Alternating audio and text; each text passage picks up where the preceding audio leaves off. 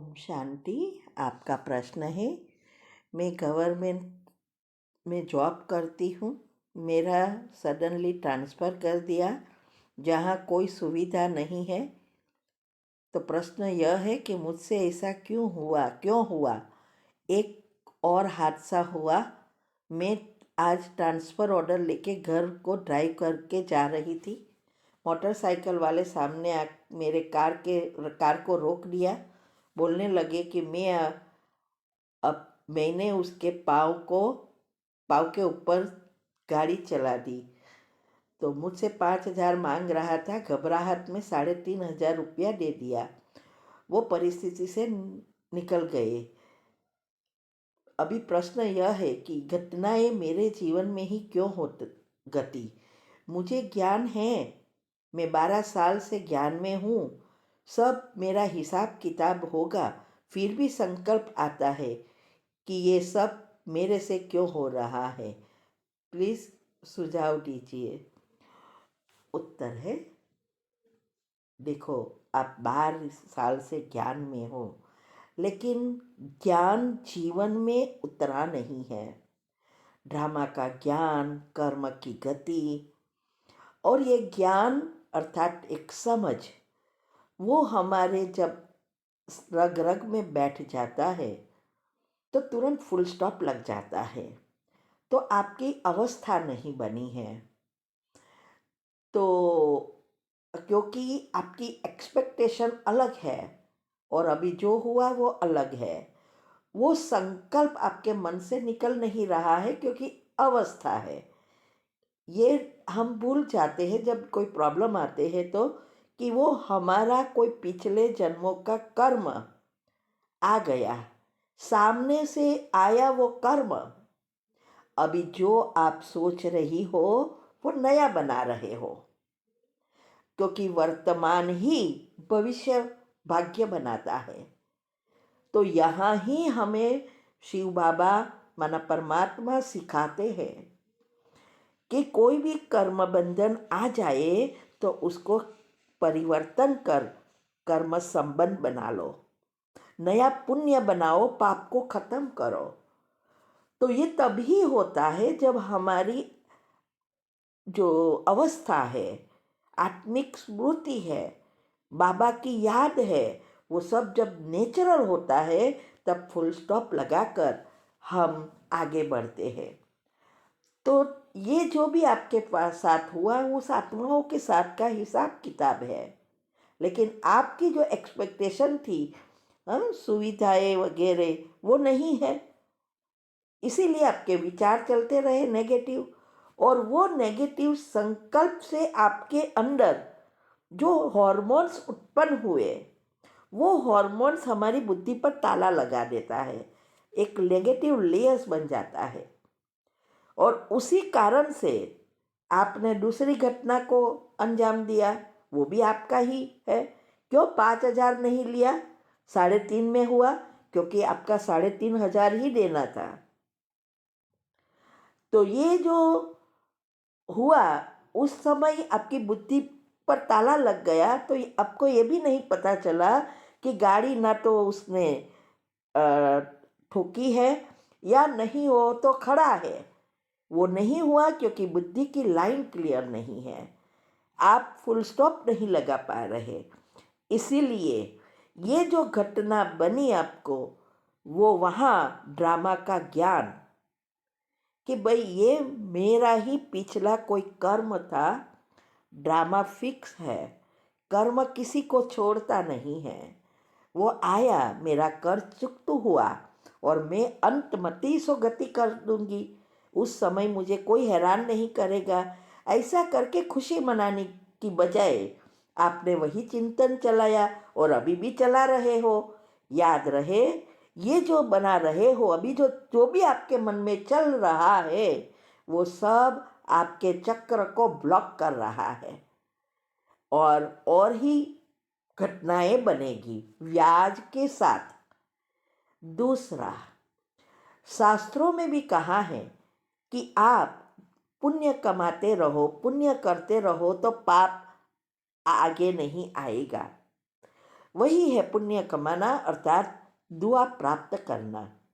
हमने कई टॉपिक में आप समझाया है कि सूक्ष्म शरीर को साफ करने के लिए दुआ कमाओ। और अभी हम जब बाबा के बच्चे बने हैं तो हमें पता है कि अभी एक का पदम गुना हमें मिलता है और हर एक सेवा का फल अलग अलग है। और सबसे श्रेष्ठ सेवा मनसा सेवा, दूसरी है सेंटर बनाने की सेवा, और उसमें भी जहाँ ज़रूरत है, जहाँ आप कोई जानते नहीं हैं, उस जगह पर करने से कई गुना जमा हो जाता है। जब ये जमा होता है तो आपके पाप कर्म ऐसे उछलेंगे नहीं, बाहर नहीं आएगा। आएगा तो राई का रू बन जाएगा, फुल स्टॉप लग जाएगा। क्यों? क्योंकि आपके दुआ का खाते के कारण आपका पुरुषार्थ ऐसा होगा जो आप बाबा से सदा कनेक्टेड है, तो उनकी शक्ति आएगी, आया और प्रॉब्लम चला गया, ज्ञान आए, याद आएगा। इसीलिए जो मैंने वीडियो बनाई है, जो मैं विधि बता रही हूँ, 8 ग्रुप का रोज करना है। अच्छी अवस्था बनाने की विधि जो बताई है वो अच्छी रीति फॉलो कर ऐसी अवस्था बनाओ जिससे हम फुल स्टॉप लगाकर अच्छे पुण्य का खाता बढ़ा सके। तो ये करना होगा, नहीं तो अंतमति सो गति की तो बात ही छोड़ो। लेकिन अंत में ये सब हिसाब किताब आपको चुकतू करना पड़ेगा जो अभी नया बना रहे हो, और नया भी पदम गुना बन रहा है।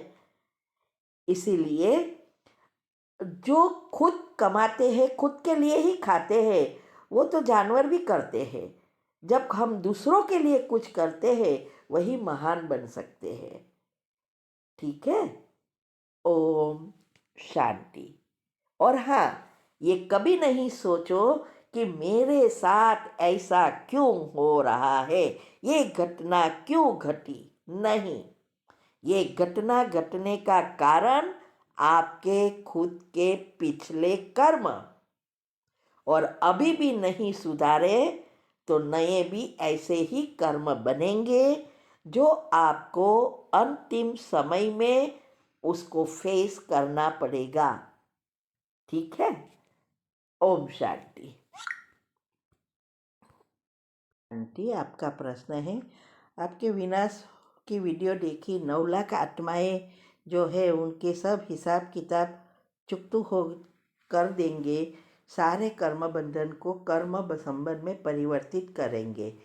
बाबा की मुरली में आया था कि 108 आत्माएं भी थोड़ी बहुत सजा खाएगी। तो प्रश्न यह है कि सारे हिसाब किताब चुकतू हो गए तो फिर पाप कर्म भस्म हो जाएंगे, तो सजा किस कारण से मिली? उत्तर है, देखो, 9 लाख आत्माएं तैयार हो जाएगी, लेकिन कोई ऐसी कर्म है जो कर्म तो बाकी होंगे ना, 7 चक्र खुल जाएंगे, लेकिन आत्मा की शक्ति अनुसार थोड़ी बड़ी सजा मिलेगी। इसीलिए तो नंबर है 8, 108, 16,108 और 9 लाख। और 9 लाख में भी 9वां लाखवा नंबर माना एकदम नीचे कैटेगरी का, एकदम कम मार्क्स वाले का। तो ये मार्क्स अनुसार नंबर पड़ते हैं, तो उस अनुसार उसने जो भी कर्म किए हैं वो भस्म तो करना पड़ेगा। वैसे तो वो पास हो, जैसे 100% का पेपर होता है, मार्क्स का, 100 मार्क्स का स्कूल में, बराबर।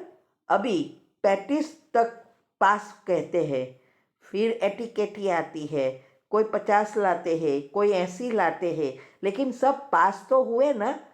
तो जो 35 लाने वाले हैं उसके भी तो 35 से 100 की बच का जो बाकी है वो तो उसने लिखा ही नहीं, इसीलिए नहीं हुआ ना। ऐसे ही यहाँ है। और ये हिसाब किताब का अर्थ क्या है? सजा कोई ऐसी बड़ी नहीं होती है, हम कैसे शरीर छोड़ते हैं। वो सजा है। कोई बीमार से छूटेगा, कोई एक्सीडेंट पे जाएगा, कोई आ, बहाव में जाएगा, पानी में जाएगा, आग में जाएगा, ऐसी ये सब ऐसी छोटी छोटी सजाएं होगी। जितने नेगेटिव लेयर्स बाकी है वो उस वो उसको समाप्त करना पड़ेगा।